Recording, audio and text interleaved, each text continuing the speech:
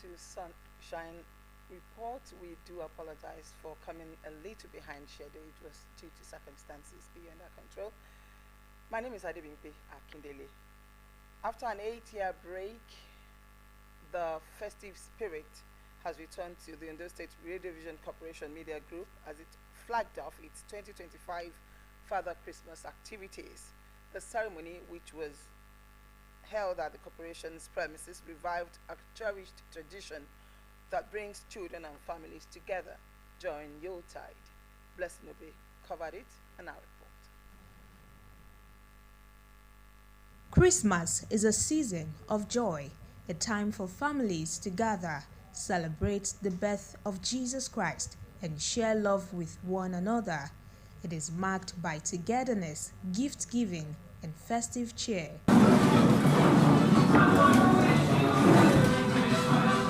This year, Osrc revived its Father Christmas program, an event last held 8 years ago. In a welcome address, chairperson of the 2025 Father Christmas Committee, Damilola Aguloye, said Osrc has always embraced the responsibility of spreading joy during the festive season. She noted that the flag-off ceremony officially opens a week-long lineup of activities for children and visitors. Today marks the beginning of yet another exciting and memorable Christmas experience for children and families across the state. Every year, Osrc carries the responsibility of bringing joy, color, and festive cheer to our communities. And I'm delighted that the 2025 edition promises to be even bigger, brighter, and more engaging. As chairperson of this year's Christmas Activities Committee, I deeply appreciate the support and commitment of the management of the Osrc Media Group, especially our DG. Your encouragement has made it possible for us to plan a lineup of activities that will not only entertain our children, but also strengthen family bonds and promote positive values during this festive season. Director General Osrc Kenneth Odushola Stevenson described Christmas as a season of giving, emphasizing that the return of the annual Father Christmas event highlights the corporation's commitment to community engagement. 8 years ago, yes. And which is quite unfortunate, but that's how life is. We are not perfect, all of us, but in our little ways we can make some change possible. And the change has come to Osrc.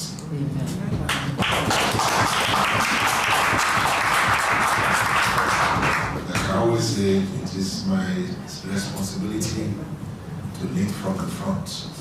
And I know that a lot of effort has gone into this preparation. I know they need a lot of things. I know that Christmas is a season of giving. And I know that we will receive some kind of Christmas gifts from here. And if we are receiving gifts, we should also be able to give gifts when the time comes, this Christmas period. In the name of the Father, and of the Son, and of the Holy Spirit, we declare this year's flag off of the ceremony of the Father Christmas and Christmas celebration open. The highlight of the ceremony was the arrival of Father Christmas, who interacted with staff and presented a symbolic gift to the Director General, marking the official start of the celebrations. Osrc is inviting families, children, and schools to participate in the 2025 edition of the Father Christmas program, scheduled from December 8th to 12th and culminating with a fun fair on the 26th of December. The event is expected to attract participants from across the state as Osrc brings back the magic of Christmas. Blessing Obe, Osrc News. The present administration in Ondo State has pledged to maintain and enhance security framework to ensure a better quality of life for residents. Governor Lucky Aiyedatiwa made this commitment during a courtesy visit by the 46th Flag Officer Commanding of the Western Naval Command, Rear Admiral Abdullahi Mustafa. Command House correspondent Wahab Bankole completes the story. The delegation of the Western Naval Command was led to the governor's office in Akure by the 46th Flag Officer Commanding Rear Admiral Abdullahi Mustafa. The military personnel were in the state to collaborate with the government on enhancing its security framework for residents' benefit. Rear Admiral Abdullahi Mustafa lauded the state government's support, which has bolstered the Navy's ability to protect Ondo State's maritime areas. Mustafa stressed that intelligence-led and technology-driven operations are essential to curb crime and protect economic interests. Chief of the Western is quite happy with the support you're rendering, especially to account for the army. We find has been we have met many times, my colleague, and we thought in judging at some point together. But I know that it's the same, but I speak for the Navy. So we're very aware of the strides you have done to make sure you make them better able to perform their role in the security architecture of the state. You have supported them with vehicles, with their patrols recently. You have gone further to formalize the titles of our permanent site. You know, the survey and the title, and you're going further to even start the acquisition of some vessels to enhance our operation. I know that the jetty also under our support deck is almost completed. We can just talk on and on. So I think it makes you a sea lord, sir. Governor Lucky Aiyedatiwa highlighted how security interventions rescued victims and averted more casualties, attributing Ondo State's stability to joint work among the government, military, police, civil defense, local hunters, forest guards, and volunteers. If not for your presence and your operations in different parts of the country, Nigeria would have been different, let me put that way. Because we know that what you are battling with in terms of Boko Haram, ISWAP, and all the other bandits and criminals, different name, colors, and shape, everywhere. We've been working together, not just the Naval Command, the military as a whole.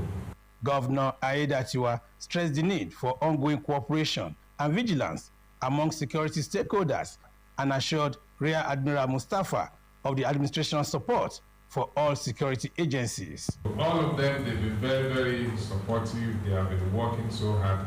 The reason why Ondo State is adjudged to be one of the most peaceful and safest states in Nigeria, we will continue to give our support in every way we can to all the security agencies, both our own Amotekun and other security bodies, so that we can continue to enjoy the peace we're having now and be alert also to any form of threat that want to come, so that because security is everybody's business and it's 24/7. There's no time we have to allow any loophole anyway. So we as government will need to give it our support. He stressed that collective action from every inhabitant is vital to curbing crime and maintaining peace.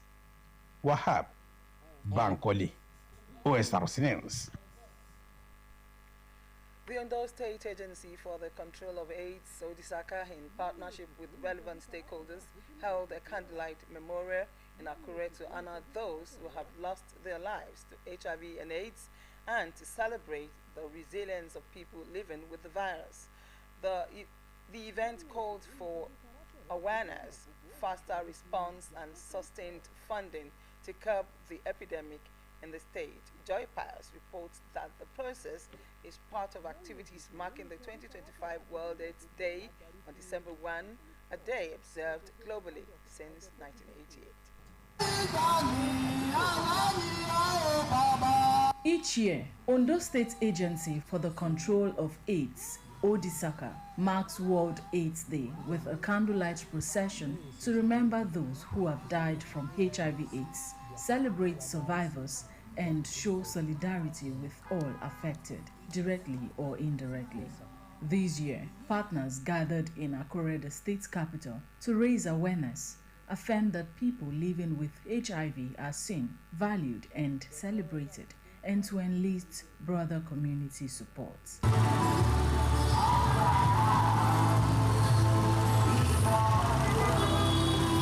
Project Manager Osrc, Dr. Adedayo Adegunu, highlighted the impact of HIV on key populations, especially children, and stressed the imperative of testing in the fight against the spread of HIV/AIDS. The candlelight procession symbolize an activity to honor people that have died. We remember them today, that they are in our hearts, they are living in our hearts. Candlelight also symbolizes that there is light at the end of the tunnel. When you are facing challenges, that there is light at the end of the tunnel. And when we work together with the candlelight, we are saying that there is a collective commitment to overcome the challenge of HIV and AIDS in our society. We have around 44 million people, 44 million people that are living on the virus. And over 40 million are elderly died from AIDS-related illnesses. Representatives of partner organizations commended the efforts to curb the epidemic in Ondo State and urged government and relevant bodies to take ownership and secure sustainable funding despite financial challenges. Also using this to acknowledge for the populace in the states get to know their status, and for those that know their status and their HIV positives, that's not the end of the life. There are ARVs that they can take. When they are taking them diligently on a daily basis, they can live a normal life that can be. Living with HIV does not mean the end of life. As we will always say, a woman living with HIV can actually give birth to children that are not living with HIV. So let's come together. It is the duty of each and every one of us. We all need to come together, especially in a time like this. We are pleading to our people, especially the CBOs, then the state government, all the high personnel. Please, we need your support. Support us, because we don't want one of us now to die. Even you as a person living without HIV, you know how difficult it is for you to adhere to prescription from the doctors. How much more someone that is living on medication for life. As Osrc works towards ending HIV transmission in Ondo State, partners reaffirm their commitment to providing care and dignity for all people living with HIV/AIDS. Joy Pius, Osrc News. Still on health, a serious health concern is emerging, one that is affecting Nigerians in the prime of their lives. Stroke, once considered a disease of the elderly, is now rising sharply among young adults aged 18 to 44. Experts have been speaking on the causes behind this increase and the practical steps Nigerians can take to prevent it. Adewumi Taiwo has more. Recent data from the Nigerian Stroke Society and the World Health Organization shows that stroke among young adults has increased by 14% in the last 5 years. In several Nigerian cities, the rate of stroke in people aged 18 to 44 has risen from 17 to almost 28 cases per 100,000, an alarming jump of more than 60%. Health professionals say the trend is driven by a combination of hypertension, diabetes, obesity, prolonged stress, poor mental health management, sedentary lifestyles, and in some cases, recreational drug use. According to the special advisor to the Ondo State Governor on Health, Professor Simidele Odimayo, stroke is no longer a disease of the elderly. He explained that lifestyle habits among young people, poor diet, inadequate exercise, and unmanaged blood pressure are major red flags. All these are general issues that have to do with all the people in the population. So when you're having it in the young adults too, these days that you do have, as you agree with me, we're having some young adults that are having problem with cholesterol. young people with cholesterol. We are having young people now coming out with blood pressure. We are having young people now that are obese. We have them all over the place. So that now increases the chance. Now, when you are looking at clotting problem, clotting, which we call the hypercoagulability state, is another major issue that you see maybe in other factors, which may not be seen directly in that individual, that can be able to be a factor. So you have them. But beyond that, there are some peculiarities also with young people, like some drugs intake. All these drugs, cannabis, cocaine, all these stimulant drugs, has a way of damaging the brain and the blood circulation system, causing damage to the blood vessels, and then from there that will further increase the chances of blood clots, which if it's now removed from the present location to another location in the brain, it can cause stroke for such an individual. So you have all those issues that has to do with peculiarity of drugs abuse and all those things that maybe that you can see. Public health physician Dr. Olumide Aladesuru also emphasized that early recognition of symptoms, lifestyle modification, and stronger health messaging are essential to curb the rising cases.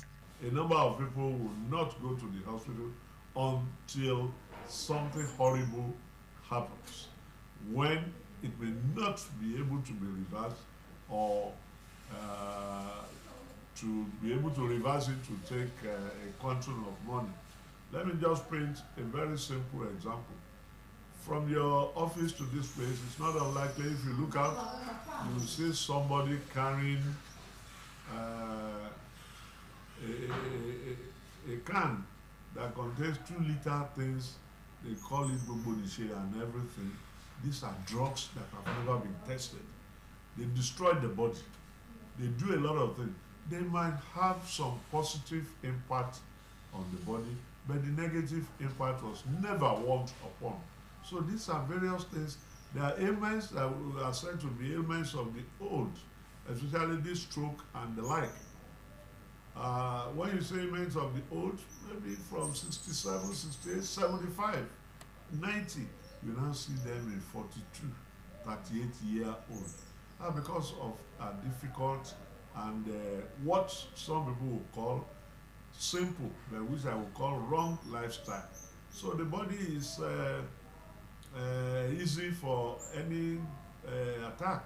The evidence is clear. Strokes are increasing among young adults, yet many of the risk factors are preventable. Experts insist that by staying active, eating healthier, managing stress, avoiding harmful substances, and regularly checking blood pressure, Nigerians can reduce their chances of coming down with stroke. Adewumi Taiwo, Osrc News. That's all we have for now. Join us later in the evening for more. Good afternoon.